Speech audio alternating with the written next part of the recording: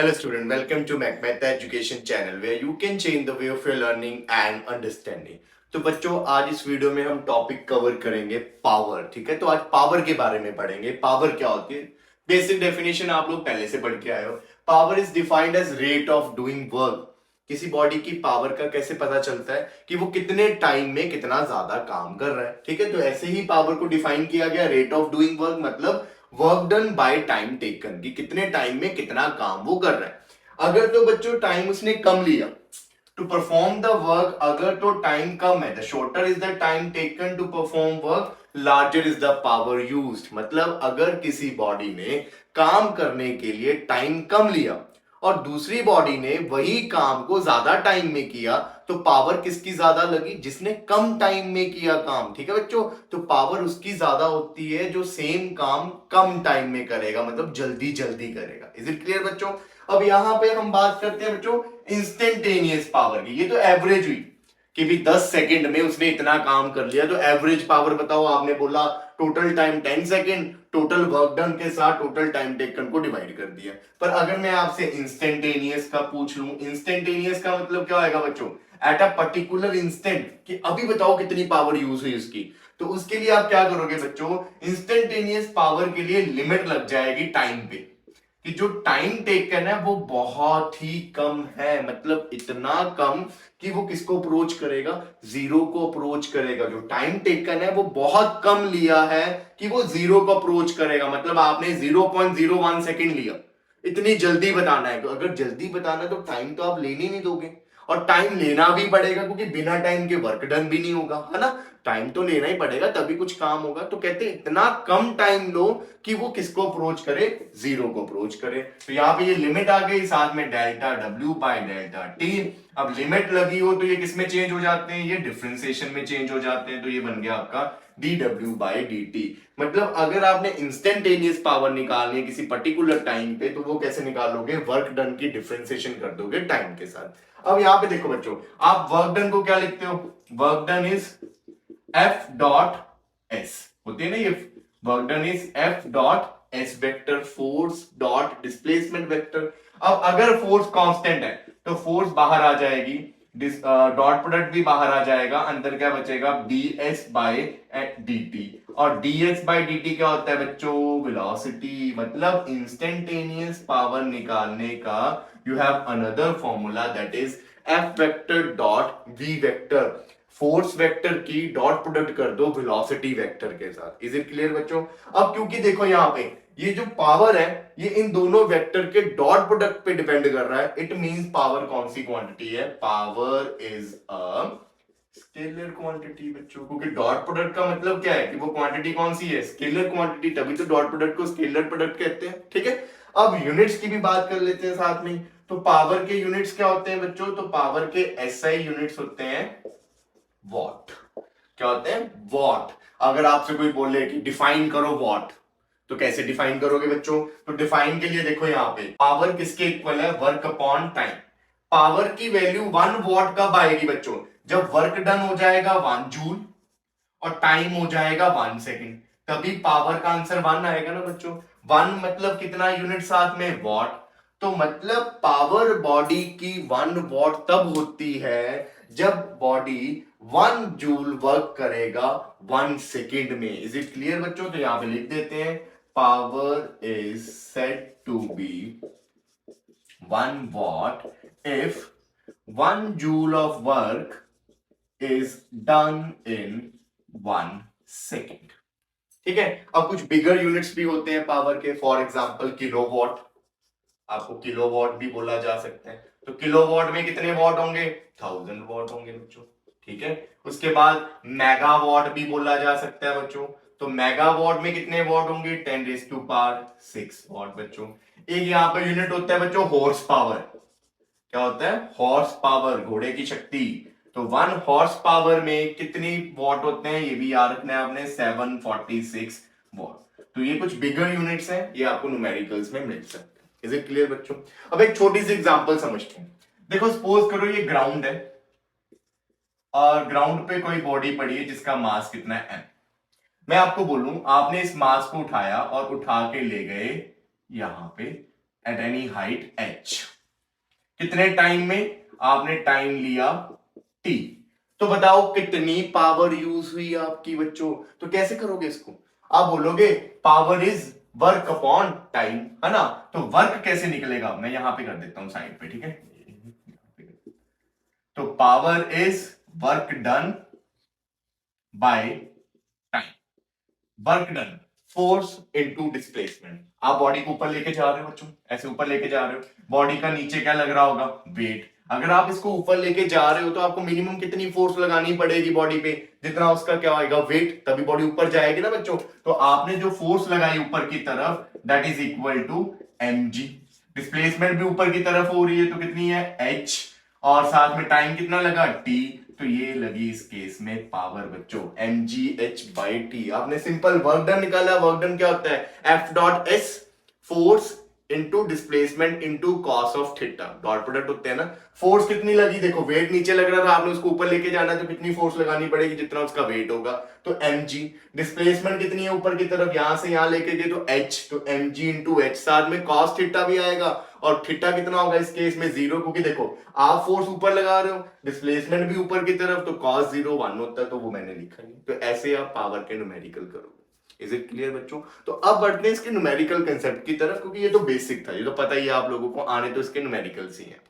So now बच्चे look at this first question. The ratio of power of two motors is 3 root x by root x plus 1. ये आपको बच्चों दो Motors की power की ratio पहले से गिवन है, मतलब P1 by P2 गिवन है आपको 3 root x by root x plus 1, that are capable of raising 300 kg water in 5 minutes and 50 kg water in 2 minutes from a well of 100 meter deep. मतलब क्या है कि एक motor जो है वो 300 kg वाटर को 5 मिनट में क्या करती है? ऊपर लेके आती है। और जो दूसरी है वो 50 kg वाटर को लेके आती है 2 मिनट में फ्रॉम अ वेल, जो कितना डीप है? 100 मीटर डीप है। मतलब एक मोटर 100 मीटर डीप वेल में से 300 kg वाटर लेके आ रही है ऊपर 5 मिनट में, और दूसरी 50 kg लेके आ रही है 2 मिनट में। तो बताओ x कितना होगा? देखो पावर की रेशियो उसने गिवन दी है, हम भी निकाल देते हैं, है ना? तो पावर पहले 1 की देखे तो P1 कितना होगा? P1 is work upon time. Formula तो यही है। अब कितना वर्क किया होगा बच्चों? पानी ऊपर लेके जा रहे हैं तो कितना फोर्स लगाना पड़ेगा? जितना उसका वेट नीचे की तरफ लग रहा होगा, है ना? तो वेट कितना लग रहा होगा? 300 g। और कितने डिस्प्लेसमेंट हो रही है? ऊपर कितना लेके जा रहे हैं? 100 मीटर, तो 100 बाय कितने टाइम में? 5 मिनट्स, तो 5 इंटू 60। ये चीज होगी ना बच्चों। Work done is force into displacement. कितनी फोर्स लगानी पड़ेगी? जितना उसका वेट नीचे लग रहा होगा, है ना? और डिस्प्लेसमेंट कितनी है? 100 मीटर डीप था वेल, तो 100 मीटर लेके गए ऊपर आप उसको, और नीचे टाइम 5 मिनट्स था, need to convert it into seconds.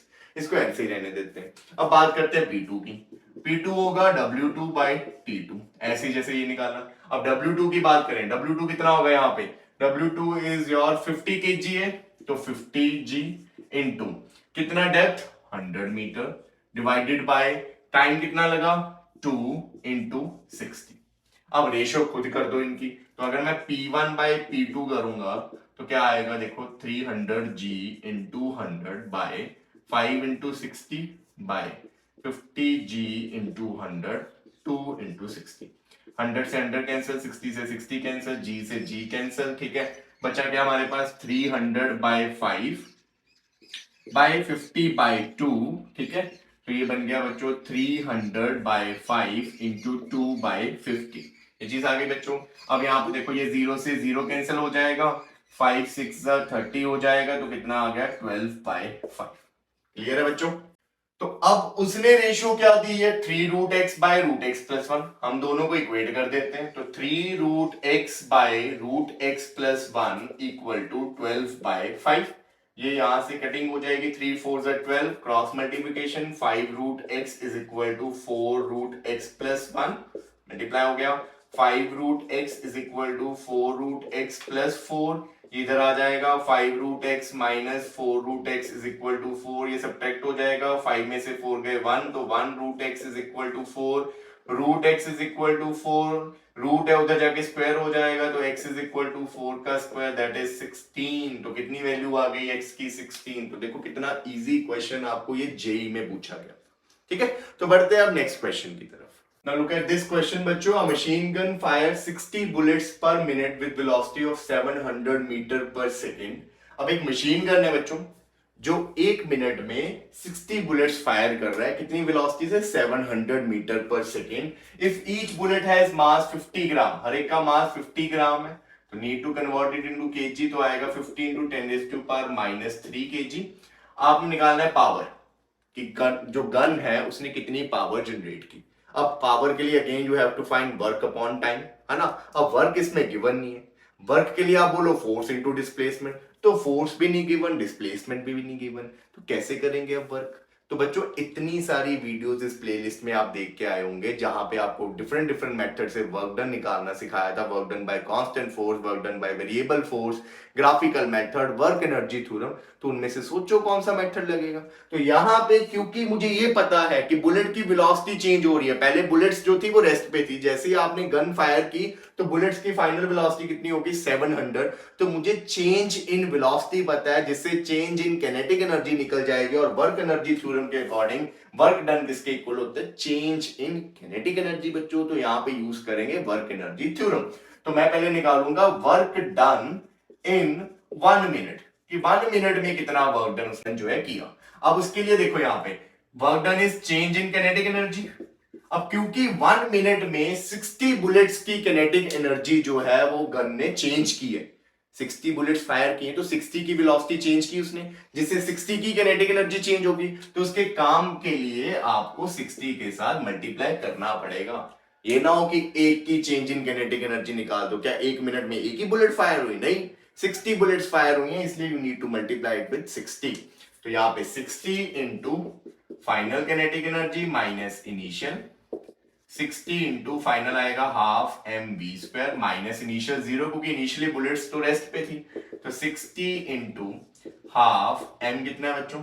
50 into 10⁻³ into v² की बात करें तो वेलोसिटी कितनी है? 700 मीटर पर सेकेंड, तो उसका स्क्वायर, ये चीज आ गई बच्चों।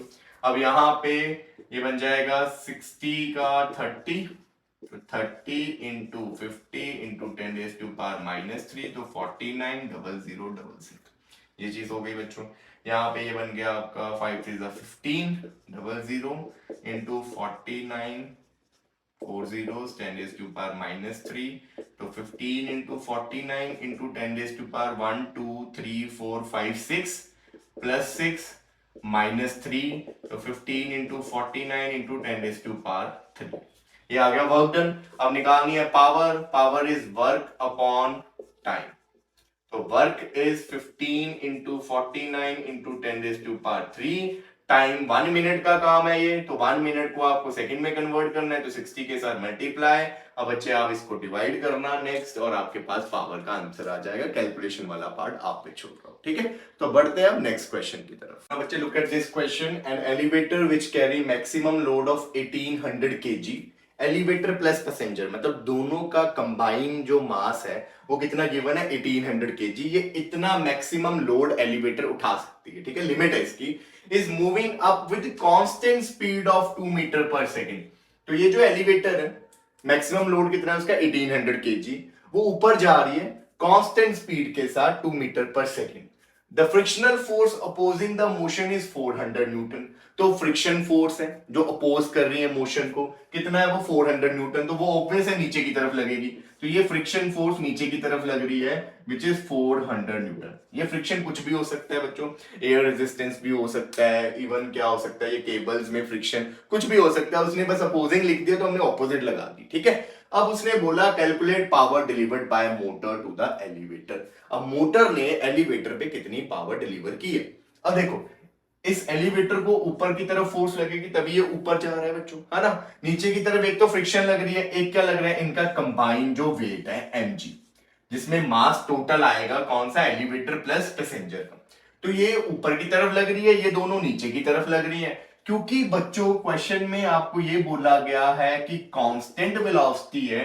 इट मींस एक्सेलरेशन कितनी है बच्चों? एक्सेलरेशन 0 है। एक्सेलरेशन 0 है तो उसका क्या मतलब होगा कि सिस्टम पे नेट फोर्स कितनी होगी बच्चों, 0 होगी। इट मींस ऊपर वाली फोर्स इज इक्वल टू नीचे वाली फोर्स। यहां से आपको ऊपर वाली फोर्स पता लग जाएगी, ठीक है। तो ये फोर्स कौन दे रहा है, मोटर है जो एलिवेटर को दे रहा है। अभी मोटर पावर दे रहा है, वो पावर से जो है इतनी फोर्स लग रही है इस एलिवेटर पे जिसके कारण ये ऊपर आ रहा है ना।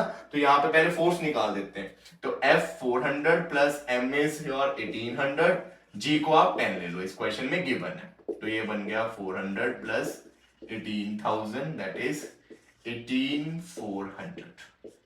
तो इतनी फोर्स लग रही है एलिवेटर पे, ठीक है, जो कौन लगा रहा है, मोटर।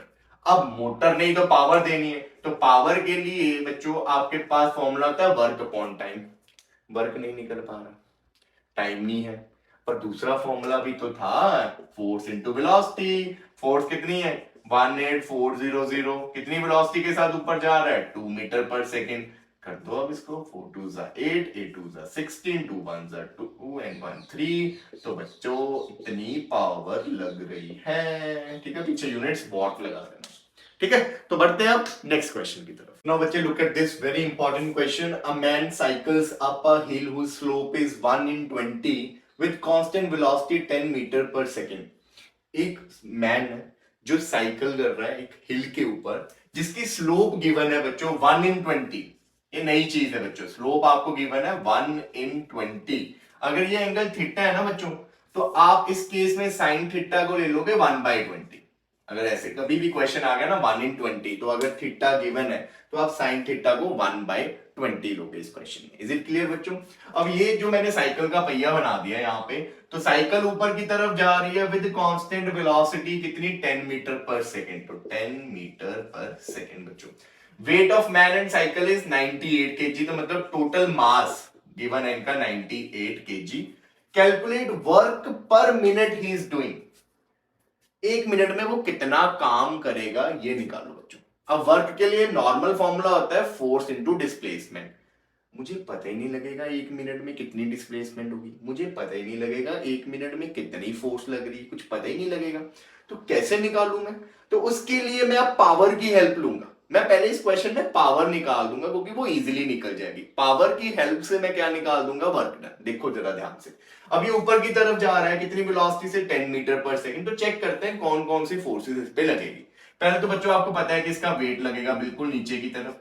वेट के दो कंपोनेंट हो जाते हैं, एक इधर की तरफ और एक इधर की तरफ। अगर ये थीटा है तो ये भी थीटा है, ये आप पीछे सीख के आए हो। तो mg cos थीटा और इधर आ गया mg sin थीटा। अब क्योंकि साइकिलिस्ट ऊपर जा रहा है तो वो जो पर्सन है, जो मैन है, वो तो साइकिल को फोर्स आगे की तरफ लगा रहा है, तभी आगे जा रही है साइकिल। तो ये फोर्स है आगे की तरफ जो मैन लगा रहा है। अब वेलोसिटी कांस्टेंट बोल दी। अगर वेलोसिटी कांस्टेंट है, वेलोसिटी कांस्टेंट बोली गई है, तो एक्सेलरेशन कितनी होगी, एक्सेलरेशन 0 होगी। और अगर एक्सेलरेशन 0 है बबुआ, इट मींस नेट फोर्स कितनी होगी, 0। इट मींस आगे वाली फोर्स इक्वल टू पीछे वाली फोर्स। तो पर्सन ने कितनी फोर्स लगाई बबुआ, पर्सन ने लगाई mg sin थीटा। क्योंकि मैंने तो वर्क पर्सन का निकालना है, तो मुझे फोर्स पर्सन की चाहिए, मुझे नेट फोर्स नहीं चाहिए। आपको वर्क डन पर्सन का पूछा है तो आपको फोर्स भी पर्सन की ही चाहिए। तो इस क्वेश्चन में मुझे पता लग गया कि वो पर्सन कितनी फोर्स लगा रहा है, mg sin theta. Is it clear बच्चों। यहां वैल्यूज को पुट कर देते हैं। m इज 98, g की वैल्यू 10 ले लो, sin थीटा इज 1/20। तो ये 0 से ये 0 कैंसिल हो जाएगा, तो ये आ गया 98/2 दैट इज 49। ठीक है, तो इतनी फोर्स लगा रहा है मैं। अब पावर कैसे निकलेगी बच्चों, देखो जब आपको कांस्टेंट वेलोसिटी का क्वेश्चन आए ना, तो पावर के लिए आप ये फॉर्मूला यूज करो, फोर्स इनटू वेलोसिटी। ठीक है, क्योंकि वेलोसिटी तो हर टाइम पे कांस्टेंट है। तो फोर्स इज 49, वेलोसिटी कितनी है बच्चों, वेलोसिटी इज 10, तो कितना 490। तो 490 पावर जो है बच्चों वो यहाँ पे यूज कर रहा है पर्सन। पूछा क्या गया है, वर्क पर मिनट। तो पावर आपको पता लग गई है, पावर क्या होता है, वर्क अपॉन टाइम। तो यहां से वर्क क्या होएगा बच्चों, work is power into time. Power is 490, time 1 minute को सेकंड में करोगे तो यहाँ पे 60। अब इसको कर दो 0 0 9 6 54 6 4 24 29। ठीक है, तो 29400 joule is your final answer. Is it clear बच्चों? तो ऐसे क्वेश्चन भी आपको पूछे जा सकते हैं। तो बढ़ते हैं आप नेक्स्ट क्वेश्चन की तरफ। नाउ बच्चे लुक एट दिस क्वेश्चन। आपको फोर्स गिवन है, आपको वेलोसिटी गिवन है, इंस्टेंटेनियस पावर पूछे एचपी। एचपी का मतलब हॉर्स पावर में पूछी गई है, ठीक है। तो अब बच्चों इंस्टेंटेनियस पावर निकालनी है, सीधा लिखा है उसने, और ऊपर से फोर्स और वेलोसिटी दोनों वेक्टर क्वांटिटी में है, तो एफ डॉट वी वेक्टर, ठीक है। तो डॉट प्रोडक्ट कर दो, डॉट प्रोडक्ट तो आता है ना, आई वाले के साथ मल्टीप्लाई होगा तो 60 इंटू 2 कितना हो गया 120, जे वाले के साथ होएगा तो 15 इंटू 4 कितना हो गया बच्चों 60 हो गया, और इसके बाद के वाले के साथ तो 5 इंटू 3 15 माइनस और प्लस माइनस हो जाएगा। तो this is your instantaneous power in what. ये वॉट में निकली है बच्चों, क्यों? क्योंकि न्यूटन और मीटर पर सेकंड दोनों एसआई यूनिट है, तो आंसर में पावर भी एसआई यूनिट मतलब वॉट में निकलेगी। तो कितना आंसर आ गया ये बच्चों?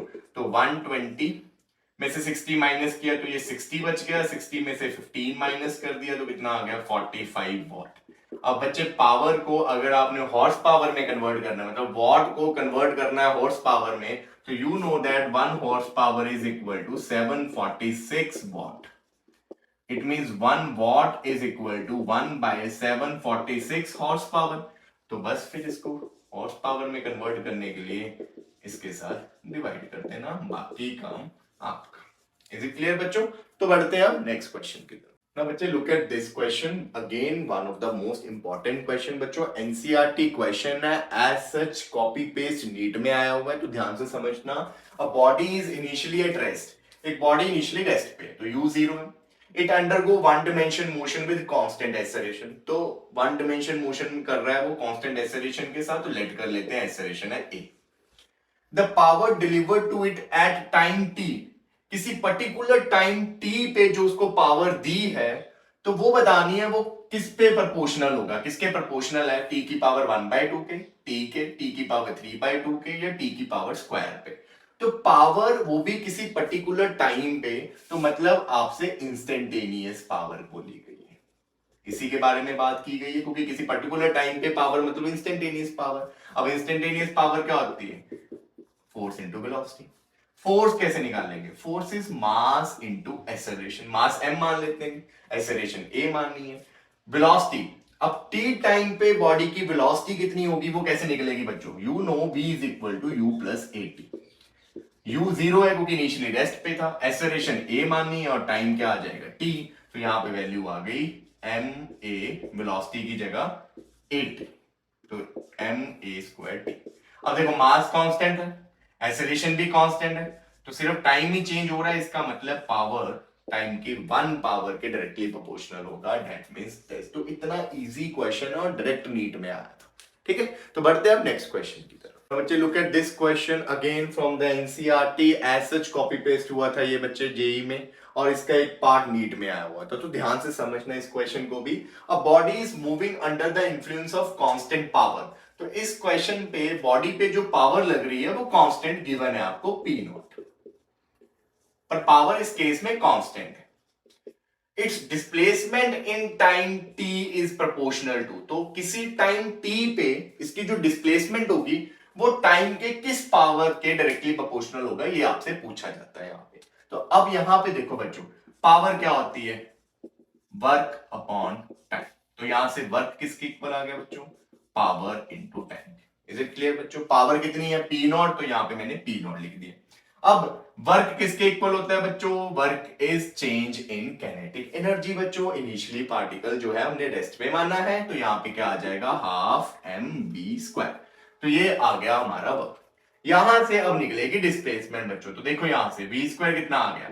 v square is p t two, ये उधर चला जाएगा और नीचे m ये डिवाइड हो जाएगा, ये चीज आ गई बच्चों। यहां से v कितना आ गया? Root 2pt by m। p constant है, मास कांस्टेंट है, तो ये तो कांस्टेंट है, इनको मैंने अलग कर दिया। टाइम चेंज होगा तो इसलिए टाइम का रूट मैंने अलग कर दिया, तो मुझे वेलोसिटी पता लग गई कि जो इंस्टेंटेनियस वेलोसिटी होगी वो तो किसके है? डायरेक्टली प्रोपोर्शनल t की पावर 1/2 के, क्योंकि ये तो कांस्टेंट है, 2 भी कांस्टेंट, p नॉट भी कांस्टेंट, मास भी कांस्टेंट, सिर्फ टाइम चेंज हो रहा है। तो इंस्टेंटेनियस वेलोसिटी टाइम की 1/2 पावर के डायरेक्टली प्रोपोर्शनल है, और ये पार्ट नीट में आया था। इनसे इंस्टेंटेनियस वेलोसिटी पूछा था, आपसे डिस्प्लेसमेंट पूछिए। अब वेलोसिटी से डिस्प्लेसमेंट कैसे निकलती है बच्चों? वेलोसिटी क्या होती है? Velocity is ds by dt बच्चों।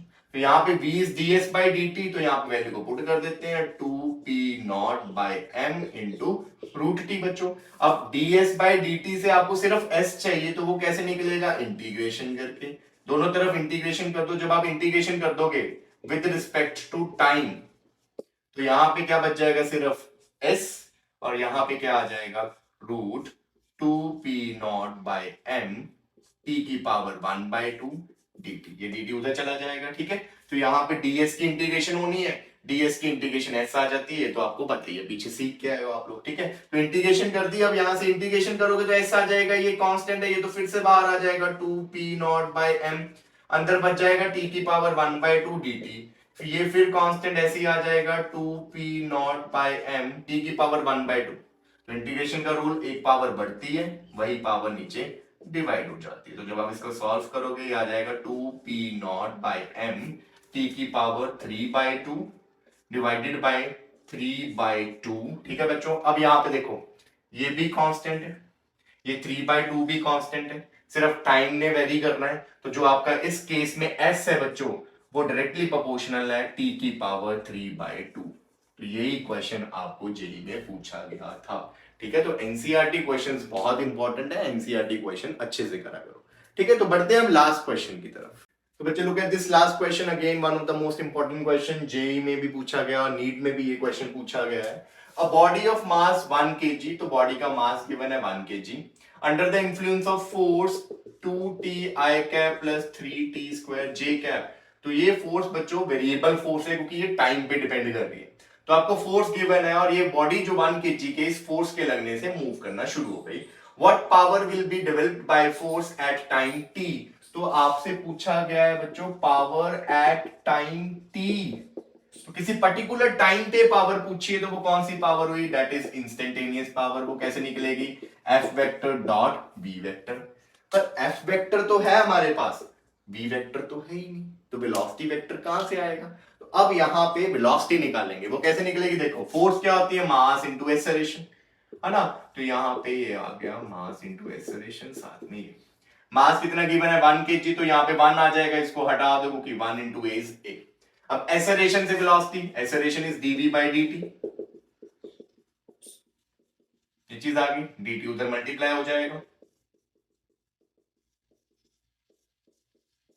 दिस वन, ठीक है। अब इंटीग्रेशन कर दो वेलोसिटी निकालने के लिए, ये तो सीख के आए हो ना, motion in a straight line में बहुत सारे क्वेश्चन किए हैं ऐसे हमने एक्सेलरेशन से वेलोसिटी निकालने के। तो इंटीग्रेशन यहाँ पे भी 2t i cap plus 3t square j cap dt, differentiation integration cancel, v आ जाएगा, इधर लगेगा power rule, 2t square by 2 i cap plus 3t cube by 3 j cap. ये 2 से 2 कैंसिल, 3 से 3 कैंसिल, तो वेलोसिटी वेक्टर आ गया बच्चों t square i cap plus t3 j cap, t cube j cap, ठीक है। तो ये वेलोसिटी आ गई, यही तो चाहिए था बस। अब कर दो dot product, force is 2t i cap plus 3t square j cap and velocity is t cube I cap, t square I cap, t cube j cap. I वाले के साथ 2t into t square is 2t cube plus 3t square into t cube is 3t5. So this is your answer. अब अगर उसने question में given होता कि at time is equal to 2 second या at time is equal to 3 second, तो आपको क्या करना पड़ेगा? सिर्फ इस इक्वेशन में t की जगह वो वैल्यू को पुट करना पड़ेगा, ठीक है। तो again one of the most important question, ठीक है। तो आई होप विद दिस अब आपको पावर का कंसेप्ट अच्छे से क्लियर हो जाएगा, ठीक है। पावर बहुत इंपॉर्टेंट कंसेप्ट है। अब मिलेंगे आपको नेक्स्ट वीडियो में, तब तक के लिए टाटा बाय।